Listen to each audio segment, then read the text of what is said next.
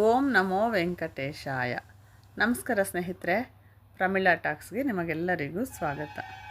ಸ್ನೇಹಿತರೆ, ಚೈತ್ರ ಮಾಸದ ಕೃಷ್ಣ ಪಕ್ಷದಲ್ಲಿ ಏಕಾದಶಿ ಯಾವ ದಿನ ಬಂದಿದೆ, ಯಾವ ದೇವರನ್ನು ಅರ್ಚಿಸಬೇಕು, ಉಪವಾಸ, ಏಕಾದಶಿ ತಿಥಿ ಯಾವಾಗ ಪ್ರಾರಂಭವಾಗಿ ಯಾವಾಗ ಅಂತ್ಯವಾಗುತ್ತೆ, ಈ ಏಕಾದಶಿಯನ್ನು ಯಾವ ಹೆಸರಿನಿಂದ ಕರಿತೀವಿ, ಈ ಏಕಾದಶಿಯನ್ನು ಆಚರಿಸಿದರೆ ಏನು ಫಲಗಳು, ಇವನ್ನೆಲ್ಲ ಈ ವಿಡಿಯೋದಲ್ಲಿ ವಿವರವಾಗಿ ತಿಳ್ಕೊಳ್ಳೋಣ. ಸ್ನೇಹಿತರೆ, ನೀವಿನ್ನೂ ನನ್ನ ಚಾನಲ್ನ ಸಬ್ಸ್ಕ್ರೈಬ್ ಮಾಡ್ಕೊಳ್ದೇ ಇದ್ದರೆ ಸಬ್ಸ್ಕ್ರೈಬ್ ಮಾಡ್ಕೊಳ್ಳಿ, ಈ ವಿಡಿಯೋಗೊಂದು ಲೈಕ್ ಕೊಡಿ. ಸ್ನೇಹಿತರೆ, ಹಿಂದೂ ಸಂಪ್ರದಾಯದ ಪ್ರಕಾರ ಶ್ರೀ ಮಹಾವಿಷ್ಣುವನ್ನು ಪೂಜಿಸಲು ಏಕಾದಶಿ ವ್ರತವನ್ನು ಅತ್ಯಂತ ಶುಭವೆಂದು ಪರಿಗಣಿಸಿದ್ದಾರೆ.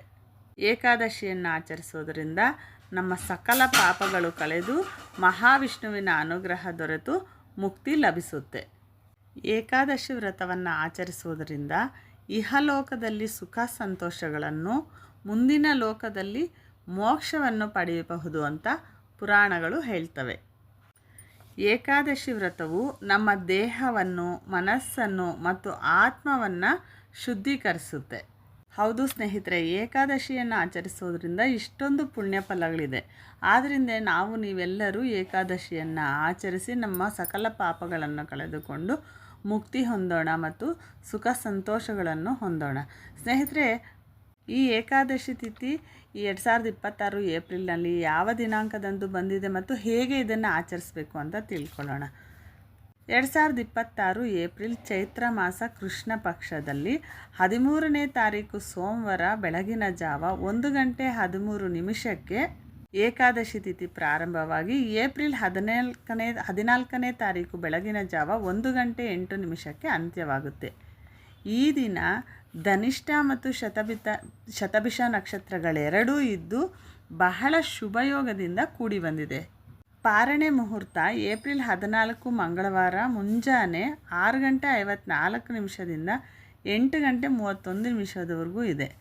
ಸ್ನೇಹಿತರೆ, ಶ್ರೀ ಮಹಾವಿಷ್ಣುವನ್ನು ಪೂಜೆ ಮಾಡಿಕೊಳ್ಳಲು ಉತ್ತಮವಾದ ಸಮಯ ಅಂತಂದರೆ ಬ್ರಾಹ್ಮಿ ಮುಹೂರ್ತ. ಇದು ಬೆಳಗ್ಗೆ 4:35 5:20 ಇದೆ.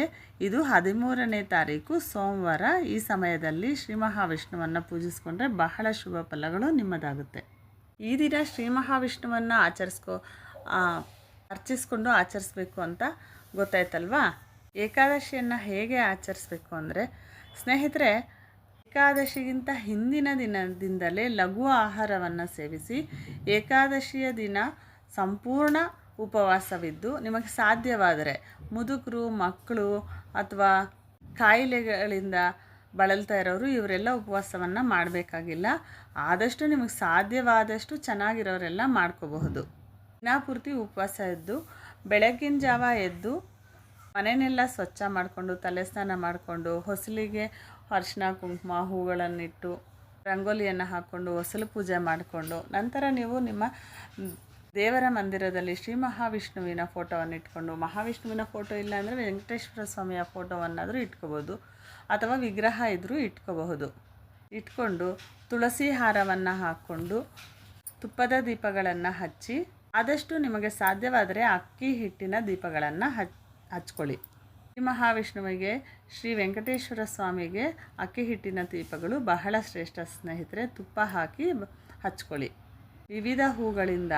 ಸ್ನೇಹಿತರೆ, ಮಹಾವಿಷ್ಣುವಿಗೆ, ವೆಂಕಟೇಶ್ವರ ಸ್ವಾಮಿಗೆ ಯಾವ ಹೂಗಳಿಂದ ಅಲಂಕಾರ ಮಾಡಿದ್ರು ಅರ್ಚನೆ ಮಾಡಿದ್ರು ತುಳಸಿ ದಳಗಳಿಂದ ಖಂಡಿತವಾಗಿ ಮಾಡಬೇಕು. ಸ್ವಾಮಿಗೆ ತುಳಸಿ ದಳಗಳು ಬಹಳ ಶ್ರೇಷ್ಠ. ಸ್ವಾಮಿಗೆ ತುಳಸಿ ಹಾರವನ್ನು ಹಾಕಿ ತುಳಸಿ ದಳಗಳಿಂದನೇ ಅರ್ಚನೆ ಮಾಡಿಕೊಂಡ್ರೆ ಬಹಳ ಶುಭ ಫಲಗಳು ನಿಮ್ಮದಾಗುತ್ತೆ. ಇನ್ನು ನೈವೇದ್ಯಕ್ಕೆ ಹಣ್ಣು, ಹಾಲು, ಸಿಹಿ ಪಾಯಸವನ್ನೇನಾದರೂ ಮಾಡಿಕೊಂಡು ಇಡಬಹುದು. ಈ ರೀತಿ ಹೀಗೆ ಸಿದ್ಧತೆಯನ್ನು ಮಾಡಿಕೊಂಡು ತುಳಸಿ ದಳಗಳಿಂದ ಸ್ವಾಮಿಯನ್ನು ಅರ್ಚಿಸ್ಕೊಳ್ಬೇಕು. ತುಳಸಿ ದಳಗಳು ಮತ್ತು ಅಕ್ಷತೆಯಿಂದ ಸ್ವಾಮಿಯನ್ನು ಅರ್ಚಿಸ್ಕೊಳ್ಳಿ. ನಿಮಗೆ ಸಾಧ್ಯವಾದರೆ ವಿಷ್ಣು ಸಹಸ್ರನಾಮವನ್ನು ಈ ದಿನ ಪಠಿಸಿ. ಅದು ಬರಲ್ಲ ಅನ್ನೋರು ಓಂ ನಮೋ ನಾರಾಯಣಾಯ ಅಂತ ಹೇಳಿಕೊಂಡು 108 ಬಾರಿ ಸ್ವಾಮಿಗೆ ಅರ್ಚನೆಯನ್ನು ಮಾಡ್ಕೊಳ್ಳಿ. ಓಂ ನಮೋ ಭಗವತೆ ವಾಸುದೇವಾಯ ಅಂತಾದರೂ ಹೇಳ್ಕೊಳ್ಳಿ. ಓಂ ನಮೋ ವೆಂಕಟೇಶಾಯ ಅಂತಾದರೂ ಹೇಳ್ಕೊಳ್ಳಿ. ವಿಷ್ಣು ಶತನಾಮಾವಳಿಯನ್ನು ಹೇಳ್ಕೊಂಡು ಇವುಗಳಲ್ಲಿ ಯಾವುದಾದ್ರೂ ಹೇಳ್ಕೊಂಡು ಅರ್ಚಿಸ್ಕೊಳ್ಳಿ ಸ್ನೇಹಿತರೆ. ಇಲ್ಲಿ ಆಡಂಬರಕ್ಕಿಂತ ಶ್ರದ್ಧಾಭಕ್ತಿ ಮುಖ್ಯ. ನೀವು ಶ್ರದ್ಧಾಭಕ್ತಿಯಿಂದ ಈ ರೀತಿ ಉಪವಾಸ ಇದ್ದು ಅರ್ಚಿಸ್ಕೊಂಡು ಸ್ವಾಮಿಯನ್ನು ಪೂಜಿಸ್ಕೊಂಡಿದ್ದೇ ಆದರೆ ನಿಮ್ಮ ಸಕಲ ಪಾಪಗಳು ಕಳೆದು ಹೋಗಿ ಪುಣ್ಯ ಫಲಗಳು ನಿಮ್ಮದಾಗಿ ಸುಖ ಸಂತೋಷಗಳು ನಿಮ್ಮದಾಗುತ್ತೆ ಮತ್ತು ಮುಂದೆ ನಿಮಗೆ ಮೋಕ್ಷ ದೊರೆಯುತ್ತೆ. ಈ ದಿನ ಬ್ರಹ್ಮಚರ್ಯವನ್ನು ಪಾಲಿಸಬೇಕು. ನಕಾರಾತ್ಮಕ ಆಲೋಚನೆಗಳಿಂದ ದೂರ ಇರಿ.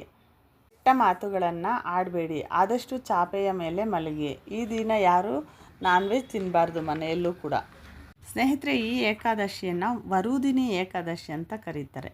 ವರುದಿನಿ ಅಂದರೆ ಕವಚ ಅಂತ ಅರ್ಥ. ಏಕಾದಶಿ ವರುದಿನಿ ಏಕಾದಶಿನ ಆಚರಿಸ್ಕೊಂಡ್ರೆ ಬೇರೆ ಯುಗಗಳಲ್ಲಿ 10,000 ವರ್ಷಗಳು ತಪಸ್ಸನ್ನು ಆಚರಿಸಿದರೆ ಸಿಗುತ್ತಂತಹ ಪುಣ್ಯಫಲ ಈಗ ವರುದಿನಿ ಏಕಾದಶಿ ಒಂದನ್ನು ಆಚರಿಸಿದ್ರೆ ಸಿಗುತ್ತೆ ಅಂತ ಪುರಾಣಗಳು ಹೇಳ್ತವೆ. ಈ ದಿನ ಉಪವಾಸವಿದ್ದು ಈ ಏಕಾದಶಿಯನ್ನು ಆಚರಿಸುವುದರಿಂದ ಸಕಲ ಪಾಪಗಳು ನಾಶವಾಗುತ್ತೆ. ಹೆಣ್ಣು ಮಕ್ಕಳಿಗೆ ವಿಶೇಷವಾಗಿ ಶುಭ ಫಲಗಳನ್ನು ನೀಡುವ ಏಕಾದಶಿ ಇದಾಗಿದೆ. ಹೆಣ್ಣು ಮಕ್ಕಳಿಗೆ ಏನೇ ದೌರ್ಭಾಗ್ಯಗಳಿದ್ದರೂ ಸೌಭಾಗ್ಯಗಳನ್ನು ಕೊಡುವ ಏಕಾದಶಿ ಆಗಿದೆ. ಅಂದರೆ ಅವರ ಪೂರ್ವಜನ್ಮದ ಪಾಪಕರ್ಮಗಳು, ರೋಗ ರುಜಿನಗಳು, ದೌರ್ಭಾಗ್ಯಗಳು ಇದ್ದರೆ ಇವೆಲ್ಲ ಈ ಏಕಾದಶಿಯನ್ನು ಆಚರಿಸೋದರಿಂದ ಕಳೆದು ಹೋಗ್ತವೆ ಅಂತ ಪುರಾಣಗಳು ಹೇಳ್ತಿವೆ. ಇನ್ನೊಂದರ್ಥದಲ್ಲಿ ವರುದಿನಿ ಅಂದರೆ ಸೈನ್ಯ ಅಂತಲೂ ಹೇಳ್ತಾರೆ. ಅಂದರೆ ಸೈನ್ಯದಷ್ಟು ಪಾಪಗಳಿದ್ದರೂ ಅವುಗಳೆಲ್ಲವೂ ನಾಶ ಮಾಡುವ ಏಕಾದಶಿ ವರುದಿನಿ ಏಕಾದಶಿ ಅಂತ ಅರ್ಥ. ಪುರಾಣಗಳಲ್ಲಿ ಈ ಏಕಾದಶಿಯ ಬಗ್ಗೆ ಎಷ್ಟು ವಿವರಿಸಿದಾರಪ್ಪ ಅಂತಂದರೆ, ಕುದುರೆಯನ್ನು ಭೂಮಿಯನ್ನು ದಾನ ಮಾಡುವುದಕ್ಕಿಂತ ಆನೆಯನ್ನು ದಾನ ಮಾಡುವುದು ಉತ್ತಮ. ಆನೆಯನ್ನು ದಾನ ಮಾಡುವುದಕ್ಕಿಂತ ಎಳ್ಳು ದಾನ ಮಾಡುವುದು ಉತ್ತಮ. ಎಳ್ಳು ದಾನ ಮಾಡುವುದಕ್ಕಿಂತ ಚಿನ್ನ ದಾನ ಮಾಡುವುದು ಉತ್ತಮ. ಚಿನ್ನ ದಾನ ಮಾಡುವುದಕ್ಕಿಂತ ಅನ್ನದಾನ ಮಾಡುವುದು ಉತ್ತಮ. ಅನ್ನದಾನದ ಬಗ್ಗೆ ಹೇಳ ಹೊರಟ್ರೆ ಸ್ನೇಹಿತರೆ, ನಾವು ಏನು ಕೊಟ್ಟರೂ ಯಾರೂ ತೃಪ್ತರಾಗಲ್ಲ. ಏನು ಕೊಟ್ಟರೂ ಅವರಿಗೆ ಇನ್ನಷ್ಟು ಬೇಕು, ಮತ್ತಷ್ಟು ಬೇಕು ಅಂತ ಅನ್ನಿಸ್ತಾ ಇರುತ್ತೆ. ತೃಪ್ತಿನೇ ಆಗಲ್ಲ. ಎಷ್ಟು ಕೊಟ್ಟರೂ ಇನ್ನೂ ಬೇಕು ಅನಿಸುತ್ತೆ. ಆದರೆ ಅನ್ನದಾನ ಬಹಳ ಶ್ರೇಷ್ಠ ದಾನ. ಅನ್ನವನ್ನು ಬಡಿಸಿದರೆ, ಅನ್ನವನ್ನು ದಾನ ಮಾಡಿದರೆ ಅವರು ಹೊಟ್ಟೆ ತುಂಬ ಊಟ ಮಾಡಿದ ನಂತರ, ಹೊಟ್ಟೆ ತುಂಬಿದ ನಂತರ ಅವರು ಸಂತೃಪ್ತರಾಗ್ತಾರೆ. ಸಾಕು ಅಂತ ಮನಸ್ಫೂರ್ತಿಯಾಗಿ ಹೇಳ್ತಾರೆ. ಹೀಗೆ ಈ ವರುದಿನಿ ಏಕಾದಶಿಯನ್ನು ಒಂದು ದಿನ ಆಚರಿಸಿದರೆ ಅನ್ನದಾನ ಮತ್ತು ಕನ್ಯಾದಾನ ಮಾಡಿದ ಪುಣ್ಯ ಫಲಗಳು ದೊರೆಯುತ್ತೆ ಅಂತ ಪುರಾಣಗಳು ಹೇಳ್ತಿವೆ.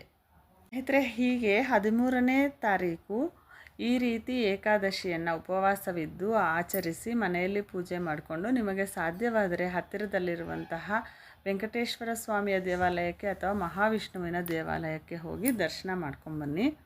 ಎಲ್ಲ ಮಾಡೋಕ್ಕಾಗಲ್ಲ ಅನ್ನೋರು ದಯವಿಟ್ಟು ಈ ದಿನ ನಾನ್ ವೆಜ್ ತಿನ್ನಬೇಡ್ರಿ, ಕೆಟ್ಟ ಮಾತುಗಳನ್ನು ಆಡಬೇಡ್ರಿ, ಒಳ್ಳೆಯ ಆಲೋಚನೆಗಳನ್ನು ಮಾಡಿರಿ, ಬ್ರಹ್ಮಚರ್ಯವನ್ನು ಪಾಲಿಸಿ ಉಪವಾಸವಿದ್ದು ಅಟ್ಲೀಸ್ಟ್ ಓಂ ನಮೋ ನಾರಾಯಣಾಯ ಅನ್ನುವಂತಹ ಮಂತ್ರವನ್ನು 1000 ಬಾರಿ 1,00,000 ಬಾರಿ ನಿಮ್ಮ ದೈನಂದಿನ ಕೆಲಸಗಳನ್ನು ಮಾಡಿಕೊಳ್ತಾ ಜಪಿಸ್ತಾ ಇರ್ರಿ. ಒಳ ಮನಸ್ಸಿನಲ್ಲಿ ಅಪಾರವಾದ ಪುಣ್ಯಫಲಗಳು ನಿಮ್ಮದಾಗುತ್ತೆ. ನಿಮ್ಮ ಪಾಪಗಳೆಲ್ಲ ಕಳೆದು ಹೋಗುತ್ತೆ.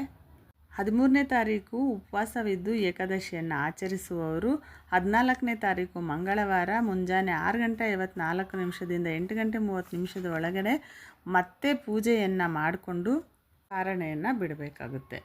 ಸ್ನೇಹಿತರೆ, ಈ ವಿಡಿಯೋ ನಿಮಗೆ ಇಷ್ಟ ಆದರೆ ಒಂದು ಲೈಕ್ ಮಾಡಿ. ಯಾರಿಗಾದರೂ ಅನುಕೂಲ ಆಗುತ್ತೆ ಅಂದರೆ ಅವ್ರಿಗೆ ಶೇರ್ ಮಾಡಿ. ನನ್ನ ಚಾನಲ್ನ ಸಬ್ಸ್ಕ್ರೈಬ್ ಮಾಡ್ಕೊಳ್ಳಿ. ಮತ್ತೊಂದು ಉತ್ತಮವಾದ ವಿಡಿಯೋದೊಂದಿಗೆ ಮತ್ತೆ ಸಿಗೋಣ. ನಮಸ್ಕಾರ ಸ್ನೇಹಿತರೆ.